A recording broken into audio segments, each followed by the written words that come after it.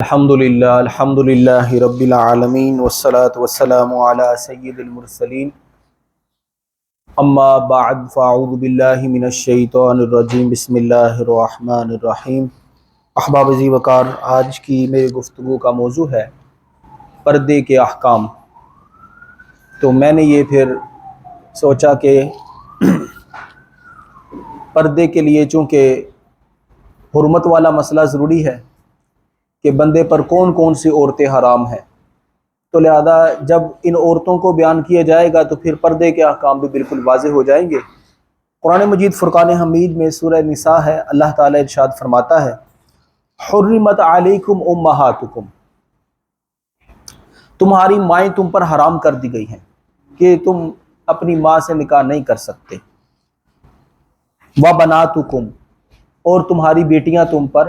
حرام کر دی گئی ہیں۔ ماں سے مراد اوپر تک ساری مائیں ہیں، ماں سے مراد ماں، دادی وغیرہ ساری حرام ہیں۔ اس طرح بیٹیوں سے مراد بیٹی، پوتی، نواسی وغیرہ یہ سارے کے سارے حرام ہیں۔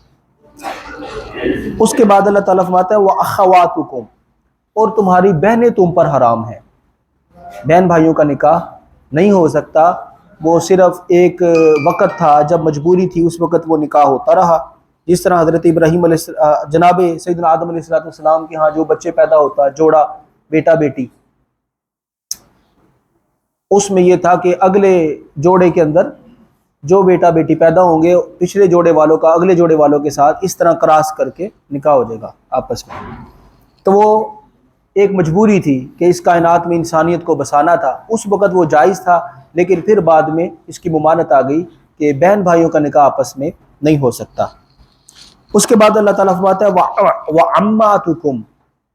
اور تمہاری پھوپھیاں تم پر حرام ہیں کہ پھوپھی کے ساتھ بندے کا نکاح نہیں ہو سکتا۔ وَخَالَاتُكُمْ، اور تمہاری خالائیں تم پر حرام ہیں،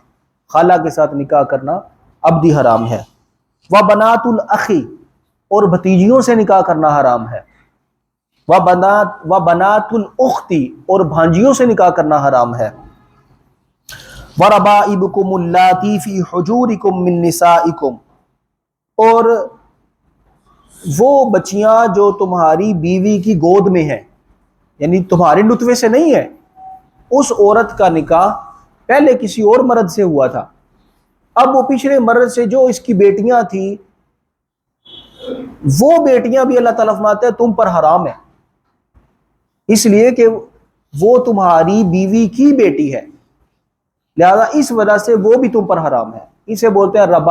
ربیبہ، ربیبہ کی جمع آتی ہے ربائب، مطلب یہ کہ جو تمہاری گود میں ہے۔ گود کی قید اس لیے ہے، عمومی طور پر عورت اس وقت نکاح کرتی ہے کہ جس وقت اس کے پچھلی خاوند سے بچے چھوٹے ہوں، ورنہ اگرچہ گود میں نہ بھی ہوں، بچی لڑکی جوان ہو جائے پھر بھی وہ حرام ہے۔ یہ نہیں کہ وہ پچھلے شوہر سے ہے تو جو ہے نا یہ شوہر اس بچی سے نکاح کر لے، نہیں،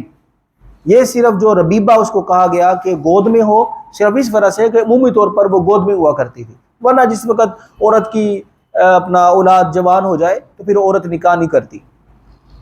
عمومی طور پہ ویسے کرنا تو جائز ہے، عمومی طور پہ کرتی نہیں ہے۔ تو اللہ تعالیٰ نے وہ صورت بیان کی ہے۔ اچھا جی، اور فرماتے ہیں اللتی دخلتم بہن، یہ اس صورت میں ہے کہ جب تم نے ان عورتوں سے دخول کر لیا ہو، مطلب یہ کہ صحبت وغیرہ کر لی ہو، لیکن اگر کسی عورت کو کے ساتھ بندے کا نکاح ہوا اور خلوت صحیحہ نہیں ہوئی، مطلب یہ کہ وہ علیحدہ ایک ایسے کمرے میں نہیں گئے کہ جہاں وہ مباشرت کرتے تو کوئی معنی نہ ہوتا، ایسی صورت میں اگر پہلے ہی طلاق دے دی، خلوت صحیحہ میں جانے سے پہلے ہی طلاق دے دی، تو اب اس عورت کی بچیوں کے ساتھ نکاح جائز ہے۔ لیکن اگر خلوت صحیحہ ہو گئی، اگرچہ صحبت نہ ہوئی، مباشرت نہ ہوئی، پھر بھی اس عورت کی وہ بچیاں حرام ہیں۔ فَإِن لَّمْ تَكُونُوا دَخَلْتُم بِهِنَّ فَلَا جُنَاحَ عَلَيْكُمْ، اور اگر نکاح ہو چکا تھا لیکن نکاح کے بعد وہ خلوت صحیحہ نہیں پائی گئی، تو ایسی صورت میں اللہ تعالیٰ فرماتا ہے کہ اس بیوی کی جو تمہاری بیوی ہے، اس کی جو پچھلی اولاد ہے اسے تم نکاح کر سکتے ہو اگر خلوت صحیحہ نہیں ہوئی۔ اگر خلوت صحیحہ ہو گئی تو خلوت صحیحہ جو ہے یہ مباشرت کے اور جماع کے قائم مقام ہے، لہذا اس عورت کی پچھلی بچیاں بھی تم پر حرام ہو جائیں گی۔ اس کے بعد اللہ تعالیٰ فرماتا ہے وَحَلَائِلُ أَبْنَائِكُمُ الَّذِينَ مِنْ أَصْلَابِكُمْ، اور نہیں میں ایک منٹ چھوڑ گیا ہوں، وَأُمَّهَاتُكُمُ اللَّاتِي أَرْضَعْنَكُمْ، اور تمہاری وہ مائیں بھی تم پر حرام ہیں جنہوں نے تم کو دودھ پلایا، رضائی ماں، رضائی ماں بھی بندے پر کیا ہے؟ حرام ہے۔ اس کے بعد وَأَخَوَاتُكُم مِّنَ الرَّضَاعَةِ، اور تمہاری جو رضائی بہنیں ہیں وہ بھی تم پر حرام ہے۔ رضائی بہنوں کی کئی قسمیں ہو سکتی ہیں، مثلا جو ہے نا وہ سگی ماں نے کسی بچی کو دودھ پلا دیا، یا جس رضائی ماں نے اس کو دودھ پلایا تھا، اس کی سگی ماں نہیں ہے، اس نے آگے بھی کسی کو دودھ پلایا تھا،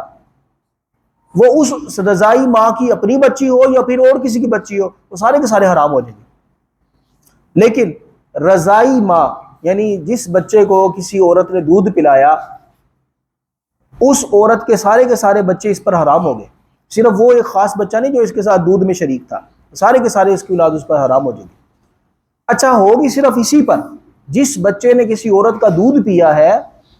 اس بچے پر اس عورت کی اولاد حرام ہو جائے گی، لیکن اس کے جو بہن بھائی ہیں اس پہ حرام نہیں ہے، کیونکہ اس کے بہن بھائیوں کی وہ رضائی ماں نہیں ہے، اس کے بہن بھائیوں کی وہ رضائی ماں اس کی رضائی ماں ہے، لہذا اس پر جو ہے نا وہ اس عورت کے بچے حرام ہوں گے، اس کے بہن بھائیوں پر حرام نہیں ہوں گے۔ اچھا، اس کے بعد اللہ تعالیٰ فرماتا ہے اور تمہارے بیٹوں کی بیویاں، تمہارے بیٹوں کی بیویاں تم پر حرام ہے، یعنی بہو حرام ہے۔ الذین من اصلابکم، تمہارے وہ بیٹے جو تمہاری سلبوں سے ہیں،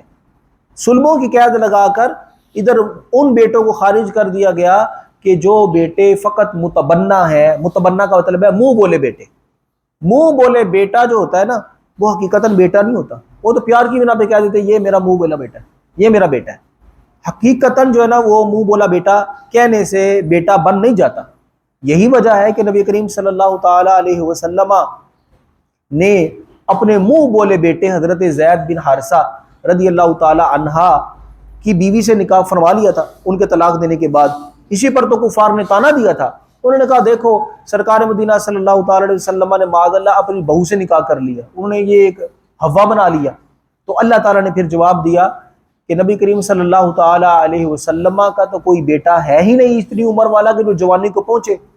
ما کان محمد ابا احد من رجالکم، یہ اسی کے رد میں جو ہے نا وہ آیت مبارکہ نازل ہوئی تھی، جس وقت نبی علیہ الصلوۃ والسلام نے حضرت زید بن حارثہ کی جو بیوی تھی حضرت زینب ان سے نکاح کیا، ان کے طلاق دینے کے بعد تو کفار کو یہ بات بنانے کا موقع مل گیا، انہوں نے کہا دیکھو نبی علیہ الصلوۃ والسلام نے تو اپنی بہو سے نکاح کر لیا۔ تو اللہ تعالیٰ نے اس کے رد میں آیت مبارکہ نازل کی محمد صلی اللہ علیہ وسلم مردوں میں سے کسی کے باپ نہیں ہے۔ مرد کسے بولتے ہیں؟ بالغ انسان کو۔ فرمایا نبی علیہ الصلوۃ والسلام کی جو اولاد تھی وہ تو بچپن میں ہی فوت ہو گئی تھی، ان کا بیٹا ہی نہیں تو ان کی بہو کیسے ہوگی؟ تو اس لیے یہ مسئلہ یاد رکھیں، کسی کو منہ بولا بیٹا کہہ دینے سے منہ بولا بیٹا نہیں ہو جاتا، کسی کو منہ بولا بھائی کہہ دینے سے بھائی نہیں ہو جاتا، یہ مسئلہ بھی یاد رکھ لیں۔ آج کل وہ کہتے ہیں جی میں اس سے پردہ اس لیے نہیں کرتی وہ تو میرا بولا بھائی ہے۔ بھئی اگر وہ منہ بولا بھائی بھی ہے تو اس سے بھی پردہ ہے، اگرچہ تم نے اس کو منہ بولا بھائی کہہ دیا، اس سے جو ہے نا وہ رشتے حرام نہیں ہو جاتے کہ تمہارا اسے نکاح نہیں ہو سکتا۔ اور اس کے علاوہ یہ بھی مسئلہ ہے کہ اگر پیر جوان ہو، اگر پیر جوان ہو تو پیر سے بھی پردہ ہے، اگر بزرگ ہو تو وہ تو الگ بات ہے، وہ تو باپ دادا کی جگہ پر ہے، اگر پردہ کریں وہ بزرگان دین اپنی مریدنی سے تو یہ ان کا تقوی ہے، طہارت ہے، لیکن جوان پیروں سے پردہ واجب ہے۔ آج کل یہ آپ دیکھتے ہیں نا لفنڈر قسم کے پیر، بڑی بڑی لٹیں رکھی ہوئی ہیں اور دم کر رہے ہیں اور فلاں کر رہے ہیں اور فلاں کر رہے ہیں، ڈرامے بازیاں کر رہے ہیں، جوان عورتیں ان کے سامنے جا رہی ہیں، یہ سب ناجائز ہے۔ میں نے عرض کیا نا پیر سے بھی پردہ اسی طرح واجب ہے جس طرح کسی اور غیر مرد سے پردہ لازم ہے۔ اچھا جی، اور اللہ تعالیٰ فرماتا ہے وَأَن تَجْمَعُوا بَيْنَ الْأُخْتَيْنِ، اللہ تعالیٰ نے اس بات کو بھی حرام کر دیا ہے کہ دو بہنیں کسی ایک مرد کے نکاح میں ہوں، بیک وقت دو بہنیں کسی مرد کے نکاح میں نہیں آ سکتی۔ ایسا ہو سکتا ہے کہ ایک بہن فوت ہو جائے یا ایک بہن کو طلاق دے دے تو دوسری بہن سے نکاح کر لے، بیک وقت دونوں بہنوں سے نکاح نہیں ہو سکتا۔ یہ تو تھا جو قرآن مجید میں اللہ تعالیٰ نے سارے رشتے بیان فرمائے کہ مرد پر یہ عورتیں حرام ہیں۔ اگر آپ کو پھر بھی سمجھ نہ آئے تو سورہ یہ 4 سپارے کا آخری رکوع ہے 5-6 لائنوں کا، آپ گھر جا کے پڑھیے گا، اس سے انشاءاللہ آپ کو بڑا فائدہ ہوگا۔ عام طور پہ بندے پوچھتے ہیں نا بھائی کون کون سے جو ہے نا وہ عورتیں جن سے نکاح نہیں ہو سکتا، یا کون کون سی عورتیں جن سے پردہ نہیں ہے۔ اچھا، جن سے نکاح نہیں ہو سکتا ان سے پردہ بھی نہیں ہے، جن سے نکاح نہیں ہو سکتا ان سے پردہ بھی نہیں ہے۔ دو چیزیں مزید میں ایڈ کر دیتا ہوں جو ادھر بیان نہیں کی گئی، حدیث مبارکہ بیان کی گئی ہے کہ وہ عورتیں بھی بندے پر حرام ہیں۔ وہ کون سی ہیں؟ وہ یہ ہے کہ ایک پھوپھی اور اس کی بھتیجی کو ایک بندہ اپنے نکاح میں نہیں لا سکتا، پھوپھی بھتیجی کسی ایک بندے کے نکاح میں نہیں ہو سکتی۔ اسی طرح خالہ اور بھانجی کسی ایک مرد کے نکاح میں نہیں ہو سکتی۔ یہ حدیث مبارکہ میں مسئلہ بیان کیا گیا، لہذا میں نے اس کو علیحدہ سے بیان کر دیا۔ قرآن پاک میں جو حرام کی گئی عورتیں وہ یہ ہیں، سورہ نساء میں پارہ نمبر 4 اور آخری رکوع، اور حدیث مبارکہ میں ان دو عورتوں کو بھی نبی علیہ السلام نے فرما دیا کہ یہ دو عورتیں کسی ایک مرد کے نکاح میں جمع نہ ہو۔ اس کی وجہ یہ ہے کہ جس طرح دو اگر بہنیں کسی ایک مرد کے نکاح میں ہوں گی نا، تو یہ جو سوتنیں ہوتی ہیں آپس میں، اصل لفظ ہے سوتن، ہمارے ہاں سوکن کہہ دیتے ہیں، سوتنوں کا آپس میں جو ہے نا وہ ویر وٹا رہتا ہے، تو اللہ تعالیٰ یہ نہیں چاہتا کہ بہنوں کے رشتے میں دراڑ آئے، لہذا فرمایا کہ دو بہنیں ایک مرد کے نکاح میں نہ آئیں، ایک فوت ہو رہے تو دوسرے سے نکاح کر لے۔ اسی طرح خالہ اور بھتیجی، خالہ اور بھانجی اور پھوپھی اور بھتیجی کا رشتہ بھی ایسا ہے، ان میں دراڑ نہیں آنی چاہیے، نفرت نہیں آنی چاہیے، تو لہذا اللہ تبارک و تعالیٰ نے نبی علیہ السلام کی زبانی یہ بھی حرام فرما دیا کہ کوئی پھوپھی بھتیجی یا کوئی خالہ اور بھانجی کسی ایک مرد کے نکاح میں نہ آئے۔ نکاح میں آنے کی یہ صورت ہو سکتی ہے، اگر خالہ کو طلاق دے دی تو بھانجی سے نکاح ہو سکتا ہے، یا خالہ فوت ہوگی تو بھانجی سے نکاح ہو سکتا ہے۔ ایسا نہیں ہو سکتا کہ خالہ ہے زندہ ہو اور اس مرد کے نکاح میں ہو اور بندہ کہے کہ میں جو ہے نا وہ اس کی بھانجی کے ساتھ یا پھوپھی کی موجودگی میں بھتیجے کے ساتھ نکاح کر لوں، یہ حرام ہے۔ تو لہذا احباب عزیز وقار، یہ تھے حرمت کے احکام کہ کن کن عورتوں سے نکاح حرام ہے۔ کچھ میں نے قرآن پاک سے بیان کر دیے، دو میں نے حدیث مبارکہ سے بیان کر دیے۔ اب یہ جو عورتیں نا، ان سے پردہ نہیں ہے، یہ ابدی حرام ہے، یہ ابدی حرام ہے۔ ماں ہے، بہن ہے، بیٹی ہے، پھوپھی ہے، خالہ ہے، ان سے جو ہے نا وہ بندے کا پردہ نہیں ہے۔ عام طور پہ ہمارے ہاں یہ ہوتا ہے کہ کوئی عورت بیوہ ہو گئی،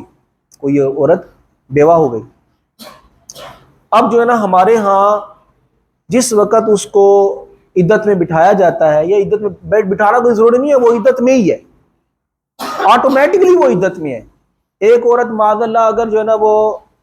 اس کا شوہر باہر فوت ہو گیا کہیں دوسرے ملک میں، پاکستان میں ہے، وہ جو 4 مہینے 10 دن کا عرصہ ہے، پیریڈ ہے، وہ سارے کا سارا عدت میں ہے، وہ بیٹھے یا نہ بیٹھے۔ اگر عدت میں نہیں بیٹھتی ہے، عدت میں بیٹھنے کا مطلب یہ ہے کہ اگر وہ جو ہے نا وہ عدت کے احکام کو پورا نہیں کرتی تو گناہ گار ہے۔ بہرحال یہ عرصہ گزرنے کے بعد اس کی عدت گزر جائے گی، اس پر جو ہے نا وہ جائز ہے کہ نکاح وغیرہ کر لے۔ عدت کے اندر عورت نے کرنا کیا نہیں، عدت کے اندر اس نے بناؤ سنگار نہیں کرنا، نئے کپڑے نہیں پہننے، سر پہ اس طرح تیل نہیں لگانا، مجبوری کی بنا پہ لگا سکتی ہے، مثلا تیل سر میں جوئیں ہو جائے تو ٹھیک ہے، اپنا سرخی پاؤڈر نہیں لگانا، سرما نہیں لگانا، یعنی غمی کا اظہار کرنا ہے۔ اچھا، یہ جو ہمارے ہاں ٹرین بن گیا نا کہ ایک عورت کا خاوند فوت ہو گیا تو جو ہے نا اس کو اتنا پردہ کروائیں گے، اتنا پردہ کرواتے ہیں کہ انتہا کر دیتے ہیں، کہتے ہیں دماد سے بھی پردہ کرنا ہے۔ بھائی دماد تو اس پہ ابدی حرام ہے،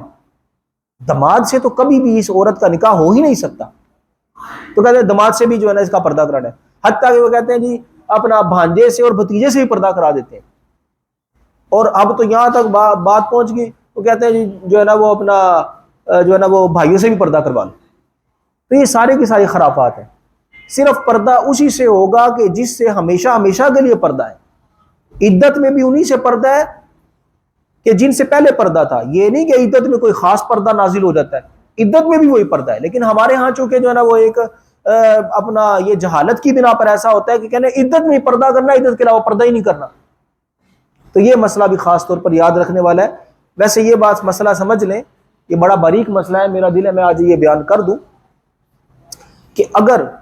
حرمت مصاہرت کا مسئلہ، یہ بہت سخت مسئلہ ہے فقہ حنفی کے اندر، کہ اگر کسی بندے نے اپنی بہو کو یعنی اپنے بیٹے کی بیوی کو اگر چھو دیا اس طرح کہ اس کے بدن پر کوئی کپڑا نہیں تھا اور اس نے شہوت کے ساتھ اس کو چھوا، تو ایسی صورت میں وہ جو عورت تھی یعنی جو اس کی بہو تھی وہ اس کے بیٹے پر حرام ہو گئی، اس کے بیٹے پر۔ اسی طرح اگر داماد نے ساس کو شہوت کے ساتھ چھو لیا، یا ساس نے جو ہے نا وہ اپنے داماد کو شہوت کے ساتھ اس طرح چھو لیا کہ درمیان میں کوئی کپڑا حائل نہیں تھا کہ جو شہوت کو روکتا، لہذا ایسی صورت کے اندر حرمت مسارت ہو جاتی ہے اور وہ عورت اپنے خاوند پر حرام ہو جاتی ہے۔ لہذا اس لیے اس مسئلے میں خاص طور پر احتیاط کرنا چاہیے۔ سسر کو چاہیے کہ اپنی بہو سے پاؤں نہ دبوائے، سر نہ دبوائے، اگرچہ وہ بزرگ ہیں، لیکن جو ہے نا فی زمانہ اس طرح کے مسائل بن جاتے ہیں کہ اگر دونوں میں سے کسی کو بھی شہوت آ گئی تو وہ مسئلہ حرام تک پہنچے گا۔ ویسے ساس سسر کی خدمت کرے بہو اور داماد، لیکن اس مسئلے میں ذرا احتیاط کرے، کیونکہ مسئلہ بہت سخت ہے کہ اگر دونوں میں سے کسی ایک کو بھی شہوت آ گئی،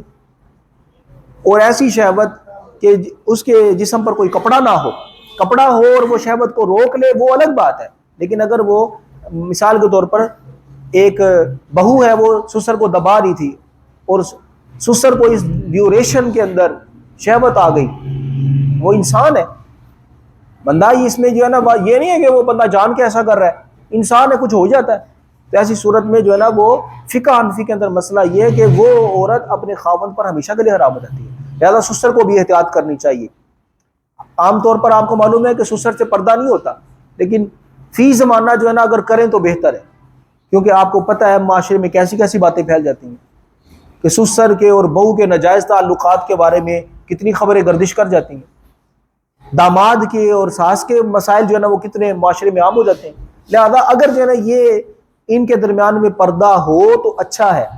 پردہ نہ ہو تو پھر بھی جائز ہے، لیکن احتیاط اسی میں ہے کہ ان رشتوں کے درمیان میں اس طرح اہتمام ہو کہ یہ آپس میں، یہ دیکھیں نا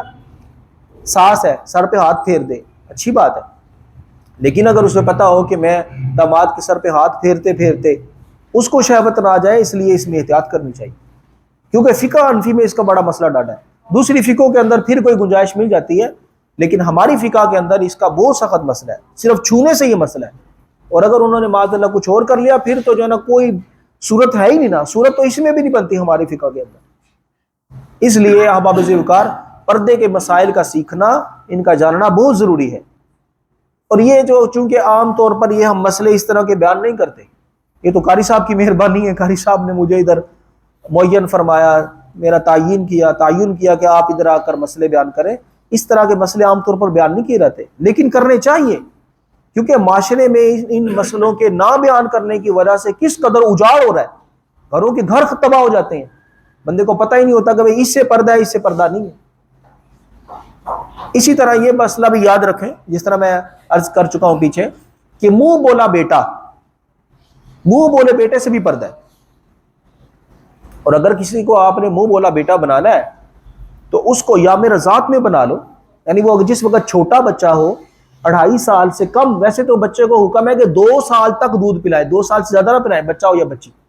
لیکن 2.5 سال کی مدت کے اندر اندر جس بچے نے بھی کسی عورت کا دودھ پی لیا تو وہ عورت اس کی رضائی ماں بن گئی